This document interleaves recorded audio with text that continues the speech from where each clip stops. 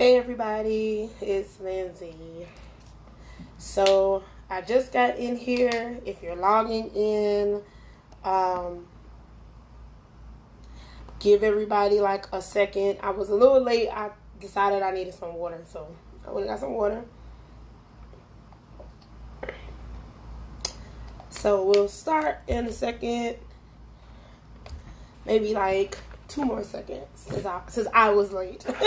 Like 2 seconds since I was the one that was actually late. It's gonna be interesting. I have notes on my laptop. So how can I do this? Let's see. Nope, that ain't gonna work. Ooh, this might work. No, that ain't gonna work. Okay. I'm trying to like position my phone. I don't wanna. Yeah, there we go. That may be better.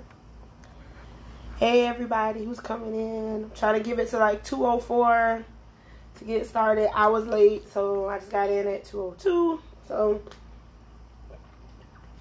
I know this is a really weird time of day to do this at 2 o'clock. I think more people have lunch at noon, so I may most likely change it. We'll see how that goes. Alright, it's 2:04. Yay. Alright, so hi everybody. My name is Lindsay Anderson. I am glad you guys are all here for today. Today is Transparency Tuesday. And today we are going to talk about fleeing or feeling. So to flee or to feel. So before we kind of get everything rolling, I just want to lay down some kind of ground rules. So this space, of course, is curated specifically for African Americans. However, if you're not African American and you are in this space, you are more than welcome to join. However, please keep in mind that this is our opportunity for Black Americans to talk about their experiences in a way to educate our own people, our own community, into collective healing. So you're more than welcome to join if you're not Black, but I want you to remember that this is our space, this is our time. You can use it as a learning tool as well. And so, yeah. Second thing is, of course, I am not a mental health professional. I am merely a mental illness advocate. I am a consumer of 3 mental illnesses, so I cannot give you medical advice. I can definitely share tons of resources that I have, tons of social media presence, other accounts, but I unfortunately cannot specifically give you advice on how to work through, any mental illness that you may have. And the third thing I want to talk about is, of course, if you want to join in, you are more than welcome to join in on the live. All you got to do is request to join. If there's something that really moves you, you're like, oh crap, I got something to say. I'm like, the floor is yours. Like, go right ahead. I do use vulgar language at times. It depends on how worked up I get. And so if you do too, it's perfectly fine. So we'll get started. So there's only an hour. I think I started at like 2:03. So I only have like maybe another like 50 minutes. So I want to go ahead and get started. So first I'm going to do a quick introduction. If you see me looking to the right, it's because I have notes. Because I get really anxious when I speak, and so I forget what I want to talk about. So I wrote you'll see it. Anywho, so my name is Lindsay Anderson. I am a mental illness advocate. I am a mom. I am also a college student currently at the moment. I live in the South of America. So my experience is maybe a little different from others who are not in the Southern Hemisphere of these United States. And yeah, so I on a daily basis, I take care of my son. I manage my mental health as best as I can. I am a blogger. I love to paint. I love to draw. I also create YouTube content, which I'll be starting up again soon. So that's kind of who I am. So Consciously Coping, this is a great segue. Consciously Coping is an online platform curated and created for African Americans who have a mental illness or who knows someone who is living or struggling with a mental illness. So this space has been created specifically for Black people to use as a tool to guide them into to aid them into looking for resources for mental health services, laws, to get more educated on police enforcement, to better understand laws, to better understand medication. So this platform is really just for an educational tool. And so we utilize this space. Like I said, this space is specifically for us. If you're not, of course, African American, you're more than welcome to take these same tools and utilize them. We all have mental health, and then some people have, of course, mental illnesses. Race really does not, decide if you have a mental illness or not. However, our experiences are totally different. So like I said, you are more than welcome to use consciously coping as a tool. So before I get started, I like to take a breather. And so I don't know if you guys have kind of maybe used this technique. So I also, in my daily life, I also practice tarot as well. And I do a little bit of yoga and meditation. I am not like the best person in the world, but these are tools that help me. And so the first thing I like to do, of course, are breathing techniques, because I get really anxious, and so I want to just calm down and be able to talk to you guys and be able to breathe and not pass out. So if you guys want to do this with me, you're more than welcome. So I'm going to take my right hand. I'm going to place my right hand right below my breastbone, or right below your rib cage, but pretty much right above your navel. You can close your hands. You can open. I usually do open so I can feel my tummy. I'm going to take my left hand and place it directly up under my navel. And so what I'm going to do is try to focus my breath on my stomach. So this is belly breathing. And so what this does is it allows your central nervous system to kind of relax. And so that is that's the kind of focus of this. And so what this will do will help all of us kind of relax in this space, because sometimes these conversations can get heavy. So what you want to do is, you don't want to breathe from your shoulders. You don't want to breathe from your chest. You want to breathe from your stomach. So you want to fill up as much air as you can. And then you want to try to control your breathing as you exhale. So we're just going to do it like 2 times, 3 times, and so you want to take a deep breath in, fill out the belly button, let it expand. Don't try to suck it in. So we'll take a deep breath in.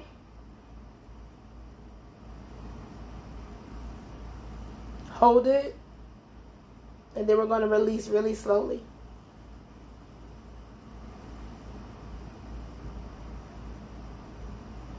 So one more time, we're going to take a deep breath in, expand our belly, hold it for a second, release really, really, really slowly.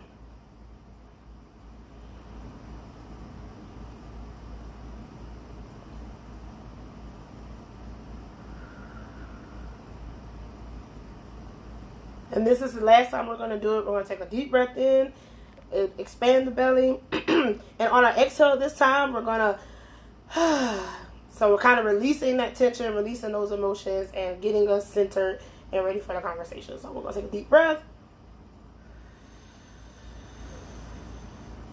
You should feel it in your navel expanding. Release. So that's just to get kind of that icky anxiety out. So today the conversation is all about flee or feel. So first, I found a really good definition of flee or feel. You may have heard of fight or flight. Kind of similar. This is more on an emotional standpoint. And so I found a really good definition of flee or feel on Psychology Today. And so it's from Dr. Robert Firestone. He says that in his comprehensive theory of human behavior, separation theory contends that the core conflict of all human beings is whether to live a life of feeling or to attempt to suppress our feelings in an effort to block out pain from both interpersonal relationships and from existential issues. So in layman terms, what this really means, if I can put it in like how we talk, so pretty much what this means is we do not give our space or allow ourselves to feel any emotion, sadness, anger, frustration, rejection. We don't allow ourselves to feel happiness, joy, excitement, intimacy, pleasure, all emotions. So all of the range of emotions, we flee. We don't want to feel those at all. We don't want to acknowledge that it exists. Or we can do the opposite. We can feel. We can allow those emotions to present themselves, acknowledge the emotions, work through the emotions. We can think about how this makes us feel, what we want to do next with the emotion, and moving forward.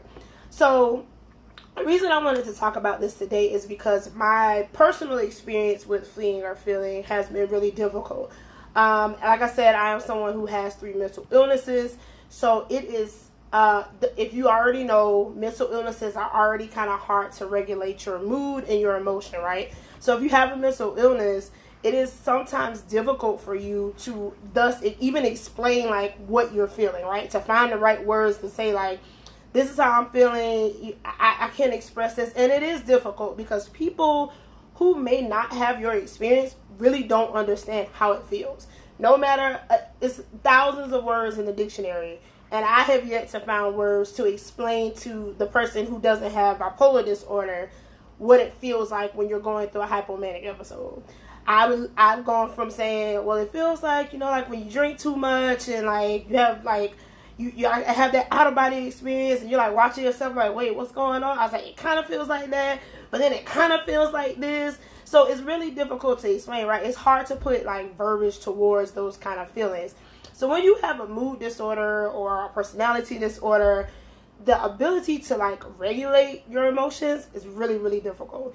And I know with me having anxiety, it's very easy for me to get wrapped up in a lot of emotions. Like I feel a lot of emotions. But I like to suppress those feelings. So that's pretty much what fleeing is. Fleeing is just suppressing those feelings once you feel them. Not when somebody else tells you, oh, you seem like you're mad. Because you may not be mad. They may be perceiving what you're doing as mad, but you may really just be frustrated. You may just be tired. You may just be, exhausted. And it's coming off as, oh, but you're mad, right? So it's whatever you feel that you're fleeing away. So like if you feel the urge to cry and you're like, no, I'm not going to do this, then you're fleeing from that emotion. You're trying to say, I don't want to deal with it, right? I don't have time for this. I'm just going to keep on moving as if it doesn't exist. So I also found, if you guys don't know who Dr. Joy Bradford Hart, and I talk about her, I swear, in every freaking live, like it never fails. But I love her so much. But she has therapy for Black girls. And so she, on episode 120, she had Dr. Ann Louise Lockhart, and she talked about it from the experience of being a parent, but I took away some really valuable things that she said. And so she said, so she talked about co-regulation, and that's when she said someone can kind of help you regulate your emotions, right? And she said you find it all the time with children, where parents will like, you hear your baby crying, they go pick up the baby, they pat the baby starts crying. So that parent has aided in that child, like your needs are met, you've been fed, you've been bathed, you're not wet, like everything is good. Let me just kind of help you learn how to regulate this emotion. Like like calm down, it's okay. Right? And then she also talked about meeting yourself where you are. So those are 2 things that we're going to come into. So I just wanted to throw those out. So for Black people, now this is, if you don't agree with me, it's personally fine. This is my personal opinion. That's how I feel. We learn how to flee at an early age. So I'm going to repeat that again so you can listen to what I said. We are taught at a young age how to flee from our emotions with comments such as, why are you crying? You cry too much. I'm going to give you something to cry about. I didn't even hit you. What's wrong? Shut up. Get out of my face. Sit down. Go to your room. Play. I don't care what you have to say. I'm the adult. It doesn't matter. I make the decisions. You ain't grown. Shut your mouth. All of those comments teach us that our emotions are invaluable.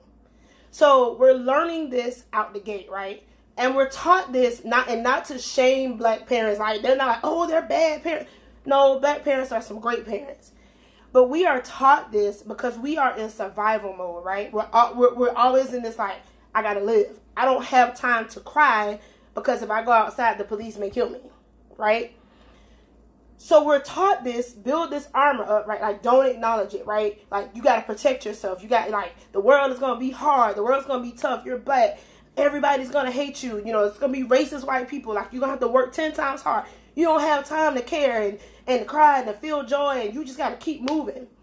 So as we are learning this as children, we don't know, like, we're learning. So we're like, okay, we're just figuring the world out. We kind of watch our parents. So if our parents are not, like, emotionally regulating, like, if they don't know how to regulate their emotions, we're picking up on those cues. Then we go to school. We're introduced with a variety of children, white children, black children, you know, Native American, Indian children, Asian children, right?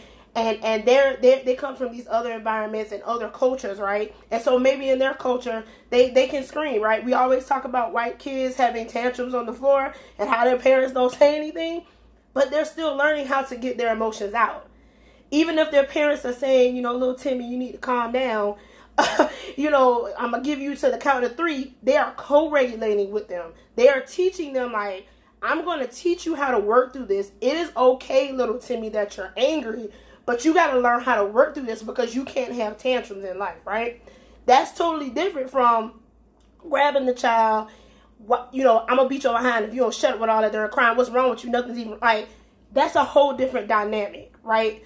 And so when we learn this and we grow up, then we become teenagers. And so we get in this mind of like, well, I ain't got to care about my feelings, whatever, who gives a damn, like, I'm whatever, and you're a teenager, so you already have a lot of these, you know, hormones going on. You got a lot going on, but you have been taught not to feel. So when your parent says, "Well, what's wrong with you?" the first thing you thinking is like, nothing, like, I'm good, like, nothing, I'm fine. That's a part of being a teenager, yes. But then if you are taught not to feel, you continue that habit because now it's a habit. Now it's the everyday style of life. This affects us so much. And so now I'm kind of segueing into that. So when you don't acknowledge how you feel, I'm just looking at my notes on OneNote. When you don't acknowledge how you feel, it affects so many aspects of your life. Your behavior. For me, because I don't know how to feel, I don't know how to set boundaries. Boundaries are so important and are so key to your survival. And so because I don't know how to say how I feel, right? Because I don't know how to feel. I shut it down. I shut down when I feel things. I don't know how to set that boundary with people out external. That thus opens me up. So now I'm vulnerable, right? I'm vulnerable to being used, being taken advantage of. Now I'm vulnerable of other people putting their emotions on me because I don't know how to feel. I don't even know how to say how I feel. So now this opens the gate for others to take advantage of that. And so it affects our behavior. It makes you resentful, right? You're talking to your friends say, how are you doing? And the first thing you say is, girl, I'm fine. Enough about me. Tell me about you. Man, I'm good. Man, what's going on with you? Soon as you say that, soon as you don't acknowledge how you really feel, your friend, you have now told your friend, I'm good. Don't ask me anymore. So you ask the friend, how are you doing? And they lay out everything. Girl, I got engaged yesterday. Man, we having a baby. We just bought a house. My mama tripping. She been treating me like trash, so I've been cutting her off. Now your friend is like getting all this out, right? So it feels like emotional baggage. So now you feel like, dang, well, how they get to tell me how they feel? And then you don't want to hear it. Now you don't even want to hear what they're telling you because you have told them, my feelings don't matter, but I really want to know about yours. So it's like you're teaching yourself how to not communicate with others, and you start to build this like resentful relationship. Another thing, of course, is exhaustion. It's a lot of work to pretend like, you know, I'm fine, I'm good. And I know me, I have mental illnesses. I do it all the time. I'm like the #1 best actress. I promise you I can win like an Emmy, a Golden Globe, an Oscar, a Tony, and probably even a Grammy. I could probably write a song about like not talking about how I feel. And it's exhausting though. It becomes physically exhausting. It becomes mentally draining, right? You start to have low self-worth. You have surface level relationships. And of course, like I said, physical feelings. So you feel tired, you feel exhausted, you feel drained. You know, you may feel nauseous, you may get headaches. And all of that comes from us not talking about how we feel. And I think it's important for Black people with our experiences that we have in this country. It is vital. If we are going to be on the streets marching and we're going to be talking about Black Lives Matter and we're going to be out there protesting and going up in arms, and we are using our physical bodies to protect other black people, we have to be able to express how we feel. Because your brain, so I'm also, like I said, I'm in school. I'm in school for biology at the moment with a minor in applied mathematics. So in the future, I want to be a computational neuroscientist, right? So in learning about how the brain works, the brain does not know how to differentiate between good feelings and bad feelings. So when you say, I don't want to feel these bad feelings, sad, upset, lonely, anxious, tears, I don't want to cry, I don't want to talk about how I feel, I don't want to do that mushy stuff. Your brain doesn't know how to say, okay, well, we'll just turn off all of that and keep all these great feelings. So when you feel happiness and joy and pleasure and intimacy and excitement, that'll be on forever. Your brain can't differentiate. So it shuts down all emotions. So not only are you not feeling sad and you're not feeling these I want to cry and this bad feeling, you're also not feeling happy emotions and I feel good and I feel great. So then you feel nothing at all. I have spent a lot of my life depressed. More, I would say about 20 years of my life depressed. I have experienced so much trauma in my life. I have experienced so much heartache and so much pain in my life. And I have shut down trying to feel it. But then what happened is I couldn't feel anything. And so I've been kind of going through life like I'm never happy. I never can get happy. I never can feel happy. I never can have these feelings. And it's because I have trained myself not to feel at all. Like I said, the brain cannot differentiate between what's a good and what's a bad feeling. So you tell your brain, I don't want to feel these sad feelings. It also connects the glad feelings as well. And so you have to be really careful. So next, now I'm going to take a little breather because I've been talking a lot. I'm going to drink me some water. But I see your comments too. Thank you, everybody. So if you have a question, I'm going to take a 2-second break. If you have a question or you want to join in the conversation, you are more than welcome. You can also ask to be added if there's something that I said that kind of made you think like, you know what? I want to talk about that. More than welcome to join in. It's all good. This is our conversation for us. But the next thing I'm going to talk about is social media, right? So when it comes to social media, if you look at the science, and they've been talking a lot about like how social media exacerbates anxiety. I know how anxiety feels coming from generalized anxiety disorder. And so when you have anxiety, you have all of these feelings of second guessing yourself. Everything is like to the extreme. Like you think people, they didn't respond to my text. Now they hate me. They want me to die. They hate my guts. They'll never talk to me again. And then they text you like 5 seconds later. You're like, well, I'm a complete idiot. Like maybe they just was busy, And so that's what you do when you're anxious, right?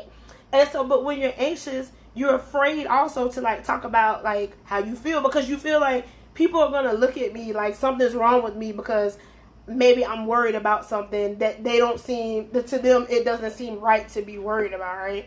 And so with social media, they say that scientists and research have shown that it really exacerbates anxiousness, right? It keeps us anxious. It always kind of keeps us on guard. It always kind of keeps us like trying to be aware, be prepared. And so with an influx of traumatic events and politics and different things that we see on television, everybody talks about now how we're desensitized. And I do agree, especially black people. I think we have seen so much on TV, from mass incarceration to black women being, in the hospital and not making it home from having a baby, from just the medical health field. We have seen our children, hurt in crossfire. We have seen so much in our community. And even if let's say we don't even experience in our own community, let's say you are privileged to live in like suburbs and, you aren't below the poverty line or whatever. Maybe it's not necessarily outside your front door, but if you have a television or a cell phone, I am sure you've been exposed to some type of trauma of people who look like you. And so I want to know kind of from you all, like, how has all of this social media been affecting like your ability to feel? Like, are you shutting down? Like, do you find yourself like, I don't want to deal with that right now. I just want to stay away from it. Or if you're on here and you're an ally, let's say you're not African American, and you see all these things going on, are you in this feeling of like, well, I don't want to know, I don't even want to look at it, I'm gonna just pretend like it doesn't exist? Is that why you're not saying anything, or you're not speaking out? So like, how does this make you all feel with social media right now? How do you all feel? Like, are you guys acknowledging your feelings? Like, if you're feeling like this is too much. So let's say you've been on social media. I'll say for me, I'll use myself as an example. I think yesterday I wasn't on social media at all. I think I went on like at night. So I have a bad habit of like drinking Coca-Cola at night, and then I can't go to sleep. And so I was up to like 3 in the morning. And so what I did was, I was bored, of course, and I was up, and I was mad that I was up. I was like, I want to go to sleep. So I immediately grabbed my phone and just, I mean, I can't tell you how long I swiped, but of course I ran across things of that's been going on. So politics, of course, trauma, of course, different things like that. And so, you know, it was like, I looked at it, I read it, and I'm like, and I just felt exhausted. Like, I literally looked and I just like, I can't. You know what I'm saying? Like, I'm so tired. Like, I'm tired of seeing this. But for some reason, I kept looking at it, right? Like, I kept swiping, and I kept going. And it's like, I didn't even want to acknowledge, like, wow, I'm feeling exhausted from this. I'm feeling tired of seeing this, and I'm still moving. But I'm like, whatever, I'm still going to go. I still got to keep reading it. I still need to find out what's going on. So, it's just interesting to see that that's what happened when we don't kind of acknowledge. So, acknowledgement for me at that moment would really look like, wow, this makes me feel exhausted. When I'm looking at these posts and looking at these things about politics and looking at these, killings on social media, I need to take a step away. I need to take a break. Let me get off the phone, drink some water, turn the TV off, and try to rest and go to sleep. That would have been acknowledging my emotion, but I didn't do that. Like, I kept like, I'm just going to keep looking and keep reading and keep watching the video. So, let's see. Ooh, shoot, I love that name. So I've been going between shutting down hard and being hyper aware. Like, I need to be watching and doing more. Yes, I feel like that. I talked about that a few weeks ago. I said, when from my experience of having a mental illness, I know that I can't go on the forefront. My mental illnesses have really caused me to have a lot of physical ailments. So I was paralyzed in 2018 on my left side of my body. And so when I get really stressed or really overwhelmed, I physically feel it, right? I start losing my vision again. In my eyes, I get migraines, I get sick. I also have panic attacks when I get really like overstimulated. And so I was like, I can't, like, I cannot go out. Like, I won't be any good, because I will be, falling apart, and then somebody will have to risk their life to like take me to the side or take me to the hospital. I can't risk someone else's life. So I've definitely been feeling like I need to be doing more than watching. And so I really struggled with that. I really did. For a few days, I felt bad. I felt like a fake ally. Like, I felt like I was a fraud because I was not out there on the ground, on the forefront. And you know what it really took? Like, I don't know if this helps you, but it really took me seeing some amazing social media like platforms of people saying like, y'all, I'm not going out there, but this is what I'm doing. I'm raising money. I'm raising bail money. And so like seeing all of those people post those things, and even them put like, hey, I curated this list of Black therapists. Go check it out. People having more conversations like these, people like, hey, I'm not going out there, but I'm going to speak to some therapists, or I'm going to speak to some people in politics. I'm going to interview, my friend who was arrested, So I think like that really helped me, and that brought me back to this sense of like everybody's role in this fight is worthy. Every single person. And so, even like I know someone I follow, they do a lot of disability activism. And so she was like, we're going to try to go out there and have a peaceful event. And they like staged a protest. And it was just them, and they kind of had their own section, and they brought everything with them and water. And so that gave me the momentum to be like, it's okay. Like, it's okay that I can't physically go out there. That doesn't make me less black, or that doesn't make me not care as much because I'm not physically there. Because I have a son. So, of course, I'm, into it. Then I'm also black. Not only do I have a son, I'm a black woman. You know what I'm saying? And so we also experience, so much oppression from politicians and from like law enforcement, and then our trans brothers and sisters too. So it's like, just because maybe I'm not out there on the forefront does not make me any less black or any less concerned. I just have to do it in my own way, right? Even if all you can do is share, like if all you can do is like, I don't know what to do, I'm just gonna share posts all day long, but share posts all day, like, and you never know who can run across it. So thank you so much for saying that, because I definitely understand that. And then depressed while back, hey Amade. I think the tragedies are so nonstop that it's hard to find a space to grieve and heal. Absolutely. It's hard. And I think it's so difficult. I think we are all like in this age now, like, it's so hard for us to like detach from like electronics, right? From the TV, from the radio. And so they're constantly, it's just nonstop. So it's hard to find like that time or space to grieve. A lot of that too goes with, somebody trying to, oh no, got an email. What was I gonna say? And so I was gonna say, like, we haven't been taught how to grieve. And it's hard. So when you don't know how to like emote, like when you're not taught like how to do it, it's difficult. Like it really is hard to give yourself space and say, I deserve this time. I deserve time to cry. I deserve time to grieve. I deserve time to feel this intense pain. And so what am I going to do with it, right? And so like everybody has that saying, like, it's okay to not feel okay. But you can't stay that way, like that saying. But that's true. It's okay to not feel okay. It's okay to grieve. Like, that's perfectly fine. That's one of the processes of grieving, is to grieve. And heal. Within grievance, of course, there has to be like a long-term goal, right? There has to be like, okay, I feel this grief, I feel this pain, this immense amount of pain. So now, how am I going to heal this? And healing for you may look totally different than healing for me, right? So healing for me could be my activism. That could be a way for me to like cope and move through and work through the emotions and talk to other people. But yours may be, I don't want to do that. I want to stay in the house and I want to read, or I want to educate myself, I want to better understand this. Or you may be like, I want to get into politics. I don't know why, but hey, but yeah, there's different ways to heal. And so no two people kind of, their healing doesn't look the same. So that was really great. So some tips. So some things that have helped me acknowledge my feelings, because of course consciously coping is not just about educating on like what everything is. It's also about like how we're going to move through this. So things that have helped me, pausing before I speak.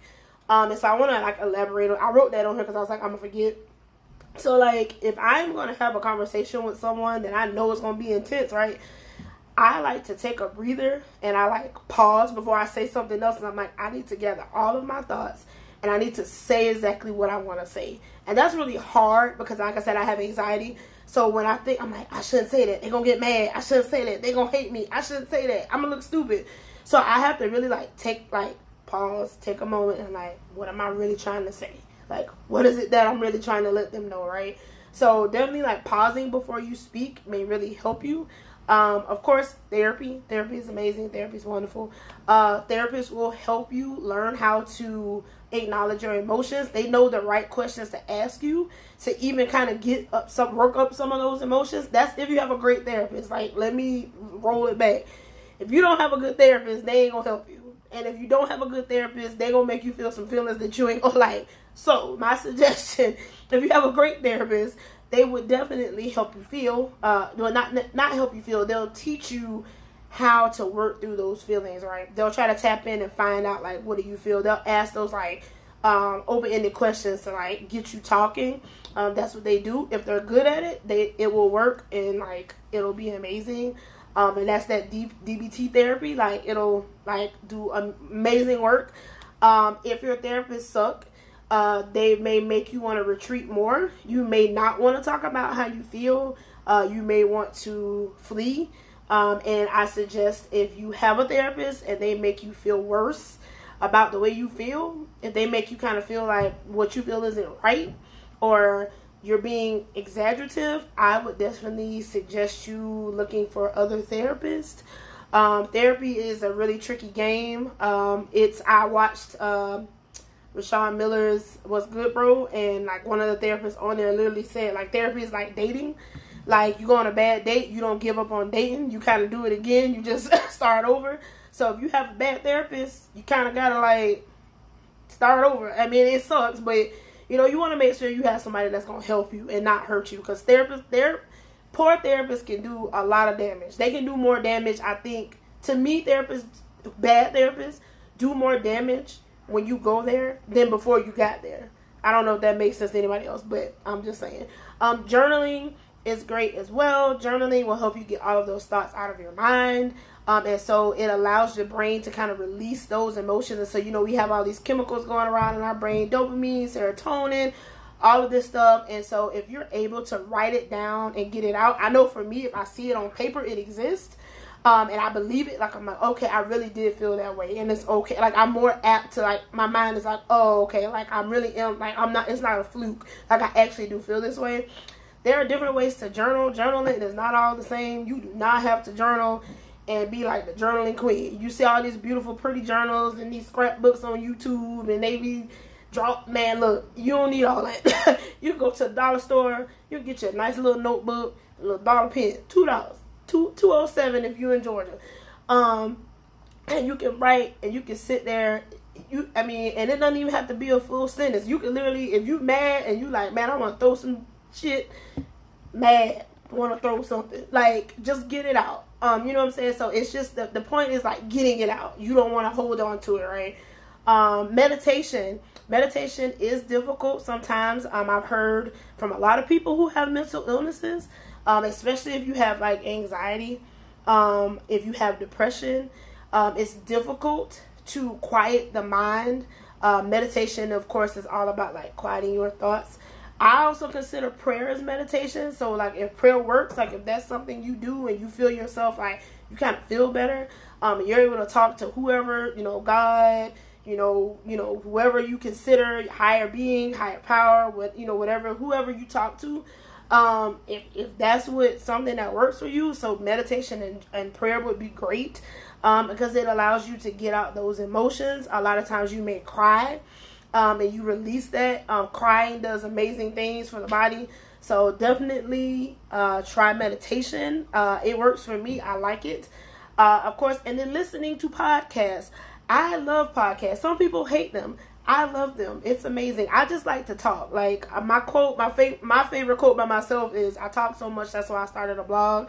But really, I love to talk, and I like to hear people talk. I don't know what it is. I'm an auditory learner. For the longest, I thought I was visual, but I'm auditory. So I like to hear people talk, and it makes me think. And so what'll happen is, like, if I'm listening to a podcast, say like Brene Brown, I love Brene.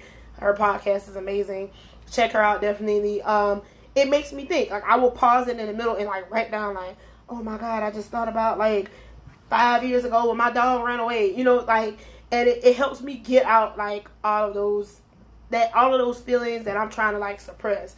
So definitely like listening to podcasts are really good. You can listen to funny ones, sad ones. They have like murder mysteries. They got, it's a ton of black podcasts, and of course everybody's on the bandwagon now of amplifying black voices. So I went to Apple today. They have like this whole black voice amplify bar running across the top. Same with Castbox. Everybody is like amplify black voices right now. So I'm sure you can find one on any of those listening platforms. And so let's see what else that I have read. Do you guys have any questions for me about fleeing or feeling? Is there something like you guys feel like I left out that needs to be added to the conversation? I'm gonna take a sip of water while you guys think. If there's something you want to add, drop it on in.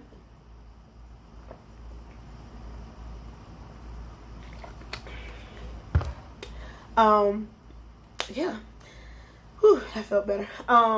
Yeah, so yeah, if there's any questions or anything, comments, or anything you can think about. Is there something that maybe you watched and saw or made you feel some type of way and you felt like you couldn't, or whatever? Definitely talk about it. I think I still got time. Oh my God. So I still got like 10 minutes left. So we got like 10 minutes to keep talking. The only thing I have left for on the end, of course, I like to always offer resources. And so, like I said, I got the article from Psychology Today. It's called "Should You Flee or Feel Your Emotions? Therapy for Black Girls." It was episode 120. And it was helping children regulate their emotions. They do talk a lot about if you have children, but of course they talk about like as adults we have to regulate our emotions too. So they kind of go in back and forth with both. They talk about children and adults and how we can do it. And of course they acknowledge if you have a mental illness, regulating your emotions is extremely difficult. Of course they suggest going to a therapist, a psychotherapist, a counselor, or a psychiatrist to help you. So you need pretty much what they said, what I got from it was if you have a mental illness, you need a co-regulator. You need someone who can help you learn how to regulate your emotions. And I think that's what therapy does. Like for a lot of people is it just kind of helps you like be able to say how you feel, right? Because sometimes, like I said, we feel these feelings and don't really know what it is. Like we don't know what to say. So we just like screw it. So definitely like therapy is really good. Of course, and then I mentioned Rashawn Miller. I love him. Rashawn Miller, it was his What's Good Bro. It was his last one. There's more to the name. I can't remember. I think it was like monthly check-in or something. But it's What's Good Bro. It's on his YouTube channel for the entire video. It's really, really, really good. Even though it was men talking about men, it was good. It's good. Let's see. No questions, but thank you for creating this space. You shared some great tips, and this helped me get back into prioritizing my self-care right now. Yay, I'm glad. Yay, that's good. Yes, we have to. Like, it's been so intense, Like, I think this year for Black people has been difficult. I think years in America for Black people have been difficult, really. But I say this year for like our generation, like our age group of people has really been difficult. We have seen a lot. We've experienced, health disparities with COVID-19. One big thing for us in the Black community is really like ceremonial homegoings. And so like my uncle passed this year in May. And so, like, his funeral was outside of the funeral home, and it was, like, 5 minutes. And we were all sitting, like, miles away from each other. And so, like, that's not something I'm used to, because, for us, we call it homegoing. And so, like, it's music and, like, people are, like, eulogizing them. And so, that's a lot in itself. And that's a traumatic experience for people. But not only have we experienced that, we've also experienced now like an upsurge and an uprising in videoed killings, right? And police brutality. And now we have like ignorance, like in the White House, and we have like all this ignorance of like police coming out on TV and making these like great huge statements of how everybody hates them and all kind of crazy crap, right? Sorry, I don't like saying crazy, but that situation is all kind of foolishness. But yeah, so we've been experiencing a lot in the Black community, right? And it's like, I feel like we have so much on our plate. Like, Black people, we are helpers. We're nurtured. Like, that's what we do. Like, we like helping each other, contrary to probably believe. And I think there's so much we want to help, right? So it's like, we want to help that. And, we also want to, like, work on education. And we want to work on the medical field, the health field. And we also, we also want to work with, like, farming and science. Like, there's so much, like, so many sectors of our life we're trying to like impact right now. So I think it's just been an intense time for us. And so I heard it best from somebody, oh gosh, I can't think of her name to save my life. She's a scientist. Oh my gosh, I know her name. I'm gonna remember in a minute. But she said, Black women, we do too much. Like, she was like, girl, we be doing too much. And so I just want to change that to Black people. Y'all, we be doing too much. Like, we need a break. So yeah, it's like, Lord, we just need a time to chill. But we're not afforded that luxury sometimes. So yeah, it's been, so definitely you first. You are always first. And so last thing but not least, because I think I got like 3 minutes. So social media sources that can definitely help you learn how to regulate your emotions. So Black Mom's Guide to Calm. Her name is Jamie Fleming. She is freaking awesome. I love her. She does amazing yoga, and like I've done yoga with her before. I also went to like her vision board parties before. She's awesome. Black Girl in Om. Her name is Ashley. She was just featured on Beyonce's website, so I don't know. she legit, y'all. But Black Girl in Om, she's really great. She does a lot of meditation and yoga things. Well, more meditative things. Sheila Marie. I love Sheila Marie. She is awesome. She does a lot of things about yoga, spirituality, meditation. She hosts a lot of events. She does a lot of giving away of money. She does a lot.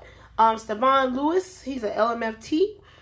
Saw him from Rashawn Miller's page. Paul B. Williams, LCSW. They both have been on TV. Both of them have, I think one has been on OWN and one has been on something. They said it last night. But they've both been on TV. They're both like great family counselors. One focuses on imposter syndrome. Black male mental health is really good as well. My other favorite, Beam. Beam is awesome. I love Beam. I love everything that Beam does. They are amazing. They have never steered me wrong. Trans in Color is really good. They're new and upcoming. They're getting ready actually to raise funds to donate money to our trans brothers and sisters in the Black community. And so they're kind of new, but definitely check them out.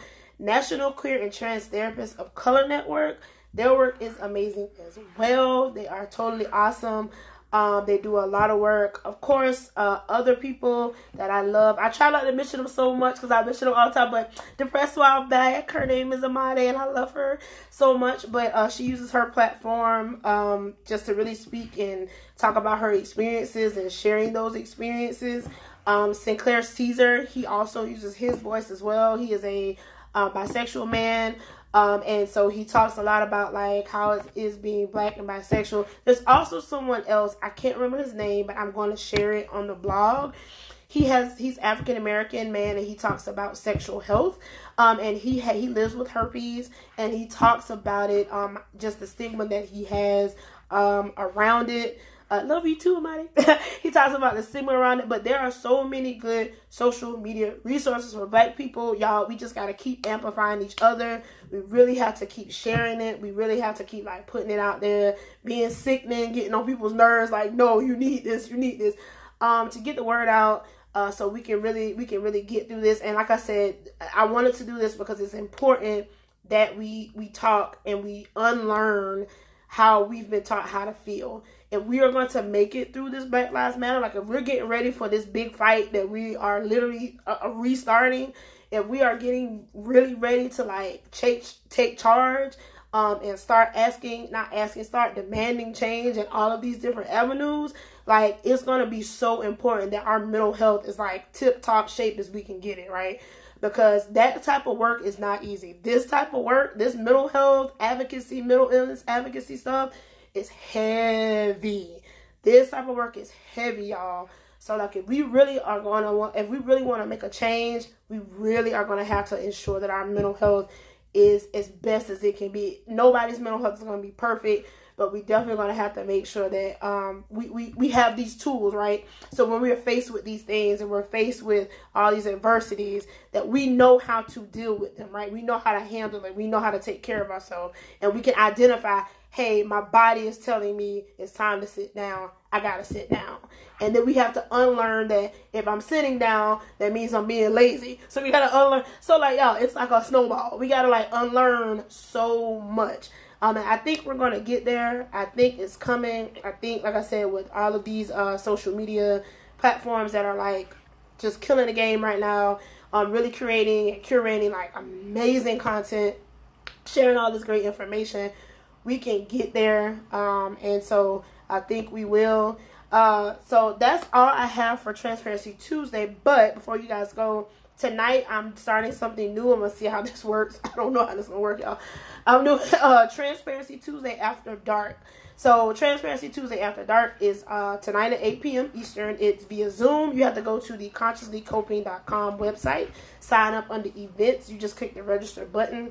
it will shoot you a password and you can join in tonight. That conversation is, of course, going to be a lot more intimate. That space is just for us as white people to talk and build a community, possibly meet people on other sides of wherever they are, and start new friendships, and we can build our own support group, and we can come together on Tuesday nights, and just that's our time.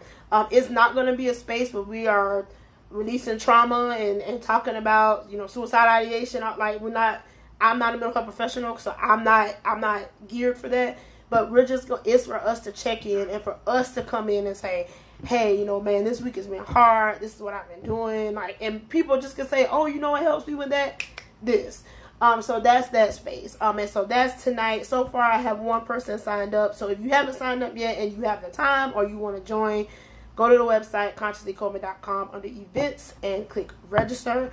And yeah, join the conversation, and that's it. And it'll only be an hour long. It's gonna be really short. It won't be too long. We'll just kind of talking, hop in, hop out. Yeah. Thank you guys so much for stopping by. This is going to be uploaded to Instagram, and I will most likely upload this to my YouTube channel. So if you don't feel comfortable, just send me a message and say, hey, can you not upload it with the comments? Because I don't want people to see me. That's perfectly fine. I have no problem.